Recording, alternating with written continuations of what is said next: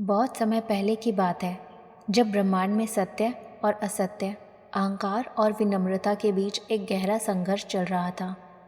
देवता, ऋषि और योगी सभी एक रहस्य को लेकर चिंतित थे। काशी, जिसे मोक्ष की भूमि कहा जाता है, मृत्यु से मुक्त क्यों मानी जाती है? जब संसार का हर जीव जन्म और मृत्यु के चक्र में बंधा है, तब यह स्थान उस चक्र से कैसे परे है? देवताओं ने यह प्रश्न भगवान विष्णु से पूछा।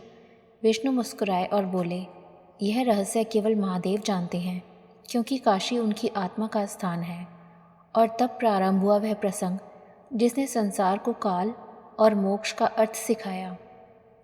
एक बार ब्रह्मा और विष्णु के बीच विवाद उठ गया कि दोनों में श्रेष्ठ कौन है। दोनों अपने अपने सामर्थ्य का वर्णन करते हुए एक दूसरे से आगे निकलने का प्रयास कर रहे थे। तभी ब्रह्मांड में एक अनंत ज्योति स्तंभ प्रकट हुआ, जिसकी कोई सीमा नहीं थी। वह शिव स्वरूप था। विष्णु उस ज्योति के आदि की खोज में नीचे की ओर गए और ब्रह्मा ऊपर की ओर।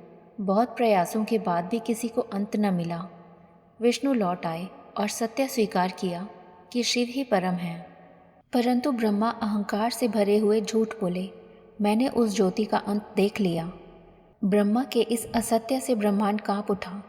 तभी शिव के क्रोध से उनकी भौं से एक भयंकर प्रकाश फूटा और उसी से प्रकट हुए काल भैरव। उनका स्वरूप प्रलय की अग्नि जैसा था। शरीर पर भस्म, गले में मुंडमाला, हाथों में त्रिशूल और खप्पर। उनकी आंखों में समय स्वयं भयभीत था। उन्होंने ब्रह्मा के झूठ और अहंकार का अंत करते हुए उनका 5वां मस्तक काट डाला। परंतु जैसे ही उन्होंने यह कार्य किया, ब्रह्म हत्या का दोष उन पर आ गया। वह दोष उन्हें भस्म करने लगा। तब भैरव ने निश्चय किया कि वे तब तक तपस्या करेंगे जब तक यह पाप उनसे दूर ना हो जाए। वे समस्त लोकों में भटकते रहे, पर्वतों, नदियों, तीर्थों और नगरों में गए, पर कहीं शांति नहीं मिली। जहाँ जहाँ वे गए वहाँ भूमि पवित्र हो गई, पर दोष मिटा नहीं। अंततः वे पहुँचे काशी। जैसे ही काल भैरव ने काशी की धरती पर कदम रखा, उनके हाथ में पकड़ा ब्रह्मा का सिर स्वतः गिर पड़ा और भूमि में समा गया। तभी आकाशवाणी हुई, भैरव, यह काशी मेरी आत्मा का स्थान है। यहाँ कोई पाप टिक नहीं सकता।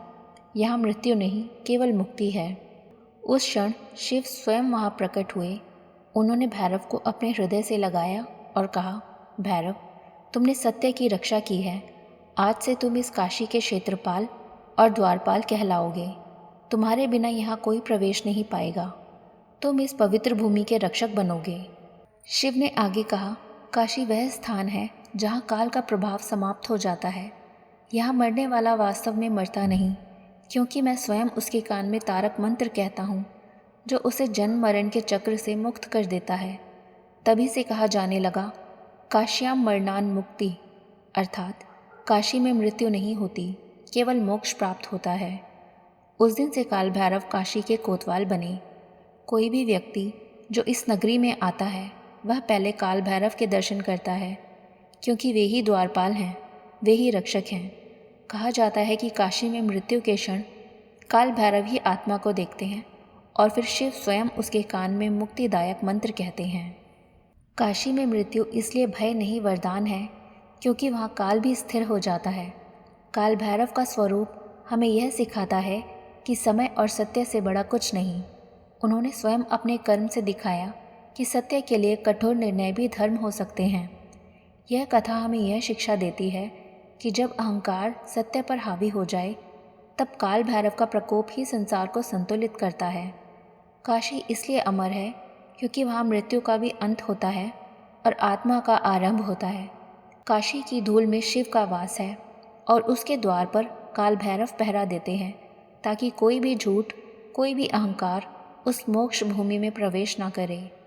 इसलिए आज भी जब कोई भक्त काशी में भैरव के मंदिर में जाता है, तो वह केवल पूजा नहीं करता, बल्कि स्वयं समय को प्रणाम करता है, क्योंकि काल भैरव केवल शिव का रूप नहीं, वे स्वयं काल हैं।